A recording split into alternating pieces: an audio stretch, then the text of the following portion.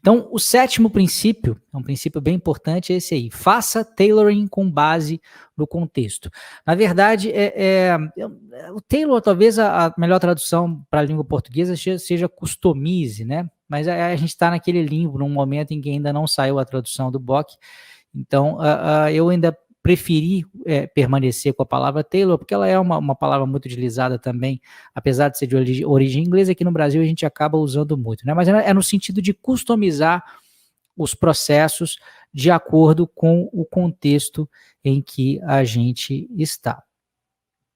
Vamos falar um pouquinho a respeito, então, aí desse princípio, né? Uma descrição um pouco mais detalhada dele é essa aí, né? A orientação do princípio.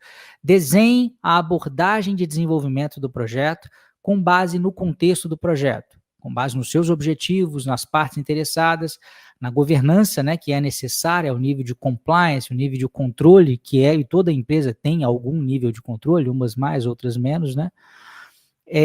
E a complexidade do ambiente, usando apenas o suficiente em termos de processo para atingir o resultado desejado. Eu já vou voltar nesse apenas o suficiente, mas antes eu quero só detalhar um pouco mais o que eu chamo, né, de abordagem de desenvolvimento de projeto.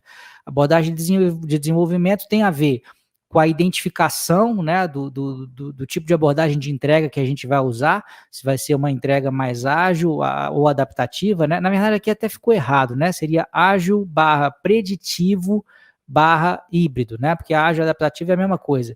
Eu não vou mudar aqui agora, não vou fazer essa correção, porque se eu sair da apresentação vai demorar um pouquinho para eu voltar, tá? Mas então entenda que é ágil, preditivo e híbrido. A definição do ciclo de vida do projeto, a definição dos processos que vão ser utilizados, dos métodos, dos artefatos. Então, para quem já trabalhou com processo, deve saber do que se trata, mas para quem já usou uma metodologia de gerenciamento de projetos, também dá para entender. Muitas vezes, mesmo a empresa tendo uma metodologia, a gente faz uma customização projeto a projeto, dado que os projetos são únicos, né? E existe hoje, né, dentro do PMBOK, muito claramente a definição de que você deve sempre fazer esse tailoring. E isso, acho que, apesar de a gente já saber, né, que essa sempre era a indicação dentro do PMBOK, eu acho interessante isso vir de uma forma tão incisiva como um dos 12 princípios, porque há uma certa um certo mal entendido, né, por parte de algumas pessoas que diz, por exemplo, que o PMBOK ele é muito burocrático, porque a pessoa entende que tem que usar tudo que está lá. E nunca foi assim, mesmo em versões passadas, mesmo na quinta, na sexta edição. Mas eu acho que essa força, né, essa ênfase dada à questão do tailoring, que eu acho que ela acaba fortalecendo essa ideia, e isso é muito interessante para que as pessoas não critiquem, né, o guia de uma maneira equivocada aí.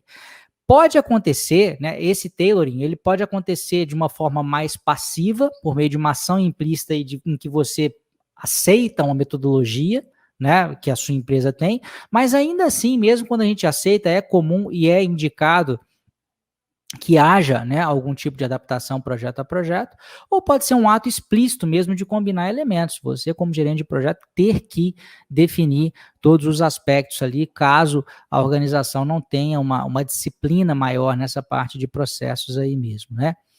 O tailoring, gente, é aquilo que eu estava falando, ele sempre é necessário porque todo projeto, ele sempre é único em alguma medida, uns mais, uns menos, mas se não há unicidade, a gente sai fora do próprio conceito de projeto, né? O projeto é um empreendimento temporário, quer dizer, ele tem início e fim, para gerar um produto, um resultado ou serviço que é único em alguma medida. Então, portanto, sempre vai haver algum grau de unicidade. O tailoring é também um processo contínuo e iterativo. A gente faz no começo do projeto, mas a gente tem que estar sempre de olho ali para ver se algo não tem que ser adaptado ao longo né, da iniciativa, ao longo do empreendimento. Então, há muita clareza, né, gente, em mostrar que você ter uma metodologia burocrática, uma forma de trabalhar burocrática, que é só seguir um monte de processo, isso não faz sentido mesmo, né? Nunca fez sentido, mas agora quer se deixar isso muito claro. Eu acabei esquecendo de falar do apenas o suficiente, mas é dentro dessa ideia também, uma ideia que é presente no Lean, né? O Lean é o quê? A gestão enxuta. A gente vai usar só o nível de processo que é suficiente, né? Para que eu consiga entregar os resultados, o mínimo necessário e o mínimo suficiente, dado que processos a mais, rodar processo só por rodar processo, isso a gente vai estar incorrendo em algum desperdício, porque executar processo, isso dá trabalho, gera trabalho, e se não houver um motivo, né, uma lógica pelo qual a gente vai estar executando uma determinada atividade, um determinado método, isso está gerando prejuízo no fim das contas, né? Quando a gente está fazendo tailoring em empresas que têm, né, metodologias definidas aí, ou semi-definidas, dado que essa adaptação sempre vai acontecer, algumas políticas e procedimentos que são organizacionais, eles podem estabelecer limites dentro dos quais o tailoring pode acontecer. Eu já trabalhei em área de processo, né, e numa época um pouco diferente, numa época em que a gente era um pouco mais engessado, mas a gente estabelecia, né, claramente, do tipo, olha, a gente tem esse processo aqui, o mínimo que você precisa usar é isso, que seria justamente esse limite, né, do tipo, olha, você pode escolher, você pode definir o que você vai fazer, né, a gente lá no escritório de projetos falava com os gerentes de projeto, mas desde que esse mínimo aqui você garanta, isso é uma espécie de limite. A tendência é esses limites eles serem cada vez menores, né, a gente tem uma flexibilidade cada vez maior. Mas o fato é que há necessidade de alguma governança dentro das empresas, há necessidade de algum controle, há necessidade de alguma prestação de contas, há necessidade de se chegar um mínimo de informação de uma maneira estruturada para setores mais altos na hierarquia da empresa. Então, é natural que, em alguns casos, especialmente em empresas maiores, haja, sim, esses limites aí. Quando há um PMO na organização, ele acaba fazendo parte, né, desse processo, aí ele participa dessa customização, e aqui a gente tem alguns benefícios ao fazer esse tailoring, né? A gente tem, claramente, né, um maior comprometimento do time, porque ao fazer essa customização, essa adaptação, normalmente o time participa, e se de repente tem uma parte do processo que ele entende que não é adequada, que na verdade só está gerando trabalho sem gerar benefício, aquilo já pode sair, isso gera maior buy-in, maior comprometimento. Há uma redução do desperdício, conforme eu comentei com vocês, à medida em que a gente tem essa ideia de somente o processo a quantidade de processo que é necessária e suficiente.